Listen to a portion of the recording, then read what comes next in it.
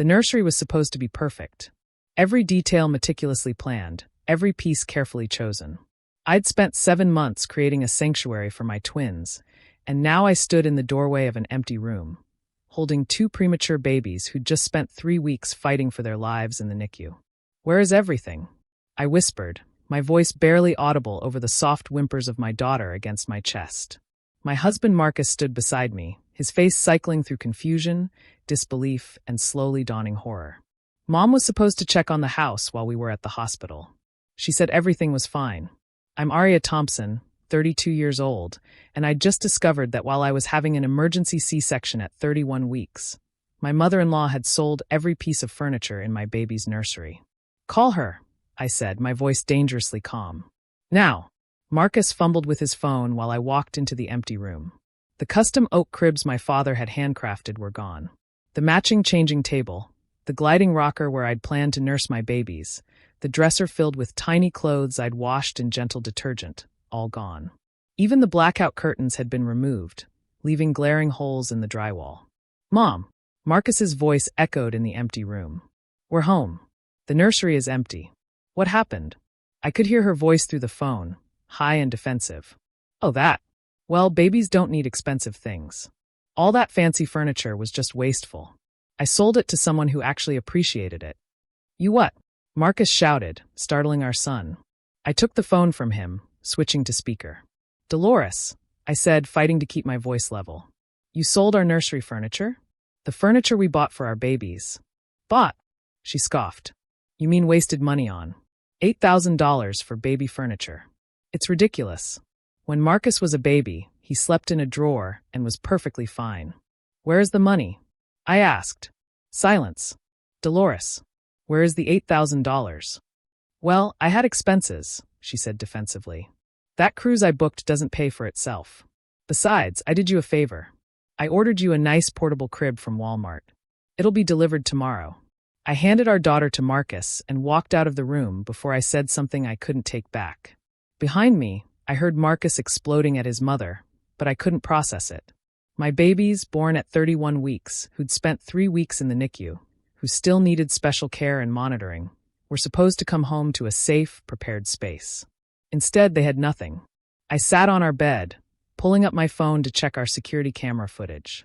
We'd installed cameras after a series of break-ins in the neighborhood, never imagining they'd capture something like this. There she was, Dolores, letting strangers into our house, directing them to the nursery, watching as they carried out piece after piece of furniture. The timestamp showed it was the same day I went into premature labor, while I was literally in surgery, fighting to safely deliver our twins.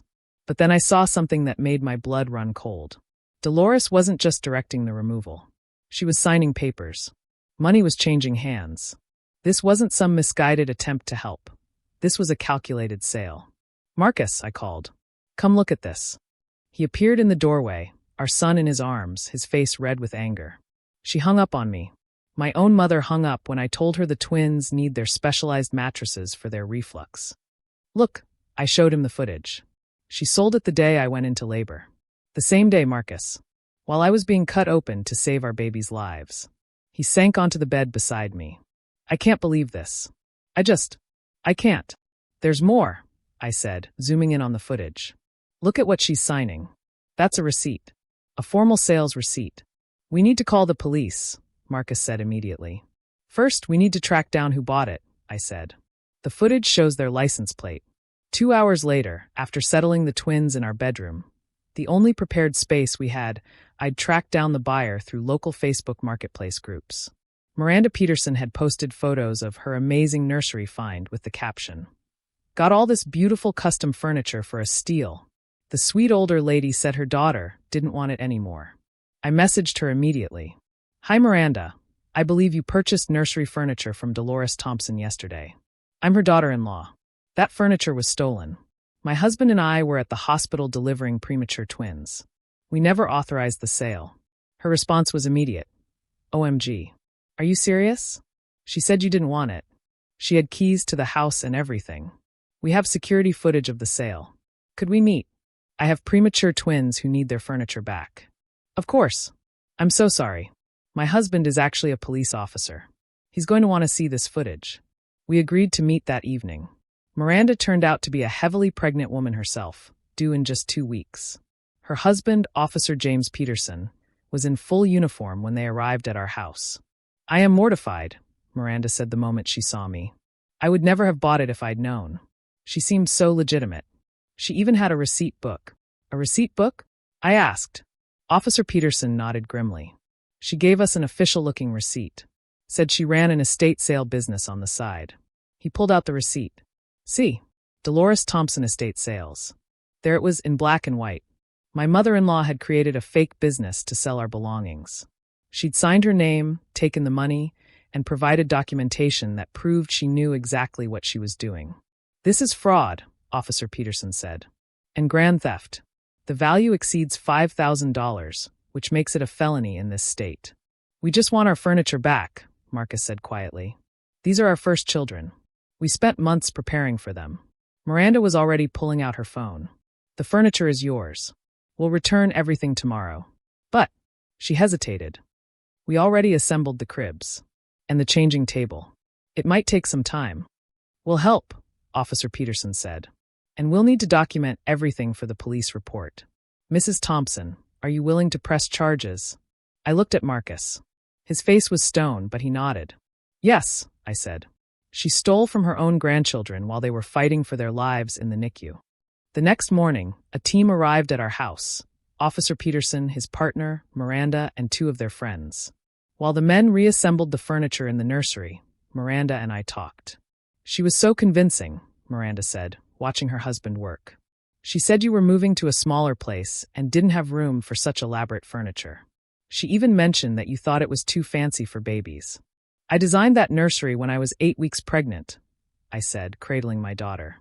"My father built those cribs by hand. The rocking chair was my grandmother's, restored and reupholstered.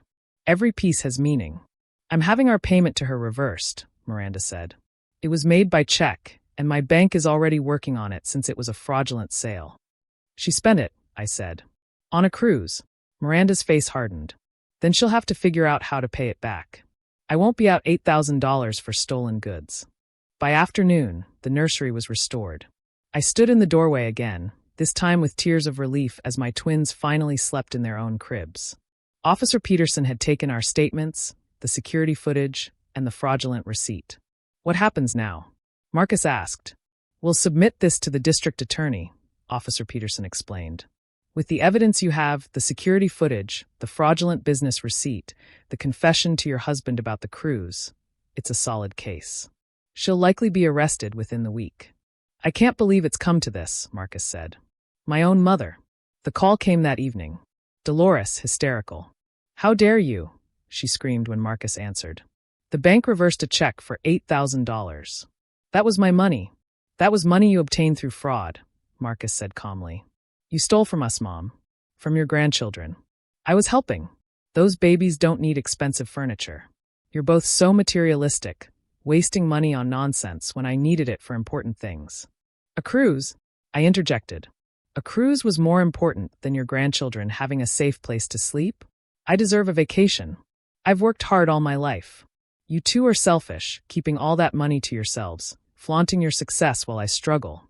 We offered to help you with your bills," Marcus reminded her. "Multiple times. You said you didn't need it. I don't need charity. I needed what was fair. Those babies have everything, and I have nothing. Those babies were born 9 weeks early," I said, my voice shaking with rage. "They spent 3 weeks in the NICU. They came home to nothing because their grandmother decided her vacation was more important than their basic needs." "You're overreacting," she dismissed. "Babies in my day. In your day, infant mortality was higher," I snapped. "Our twins have special needs. They need firm mattresses for their reflux. They need the specialized monitors we had set up. They need the air purifier for their underdeveloped lungs. Every single thing in that nursery was chosen for a medical reason, not aesthetics." "Excuses," she huffed. "You just want to punish me for." The doorbell rang. Marcus looked out the window. "Mom, are you home right now?" "Of course I'm home. Where else would I be?" "You should answer your door," he said quietly. "What? Why?" Through the phone, we heard footsteps, a door opening, and then Dolores's shriek. "What is this?" "Ma'am, I'm Detective Morrison with the Fraud Division. We have a warrant for your arrest for grand theft and fraud. You have the right to remain silent." The phone clattered to the ground. We could hear Dolores protesting, demanding to know who reported her, insisting it was all a misunderstanding. Marcus ended the call and sat down heavily. "I can't believe this is happening." "She did this," I said firmly. "Not us. She made the choice to steal from her own family." The news of Dolores's arrest spread quickly through the family. My phone exploded with calls and texts. Some supported us, appalled by what she'd done. Others, primarily Dolores's sisters, accused us of overreacting. "She's a senior citizen." Aunt Helen called to scream. "How could you have her arrested like a common criminal?" "She committed a crime," I said simply. "Being a senior doesn't give you the right to steal." "But she's family. So are my children. She stole from premature infants." "Where's your outrage about that?" The legal process moved forward. Dolores was released on bail, paid for by her sisters. She was charged with grand theft, fraud, and filing false business documents. The fake receipt book they found at her house showed this wasn't her first time.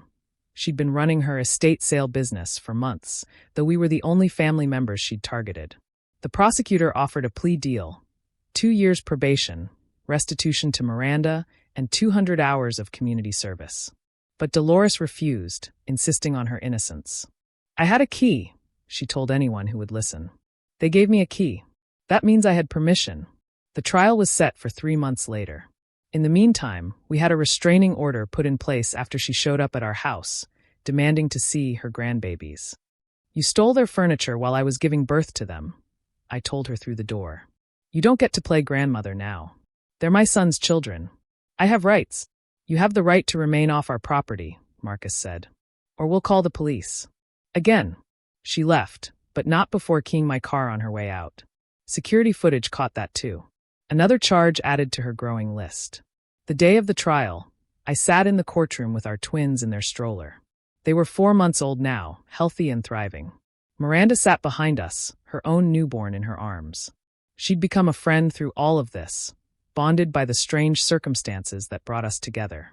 Dolores entered in a conservative suit, looking every inch the innocent grandmother her lawyer was trying to portray. But the evidence was overwhelming. Security footage of the theft. The fraudulent receipt with her signature. Bank records showing the crew's purchase an hour after depositing Miranda's check. Text messages to her sisters bragging about how she'd taught us a lesson about wasting money. The prosecutor presented it all methodically. Then came character witnesses. Other family members who'd noticed items missing after Dolores visited. A neighbor who'd seen her loading jewelry into her car during a family funeral. A pattern of theft disguised as helping or decluttering. When it came time for her to testify, Dolores took the stand with confidence. "They wasted money," she insisted. $8,000 for baby furniture when people are starving. It was morally wrong. I was teaching them a lesson about priorities. "By stealing?" the prosecutor asked. "By redistributing wealth that should have been shared with family." "Were you planning to share the cruise with family?"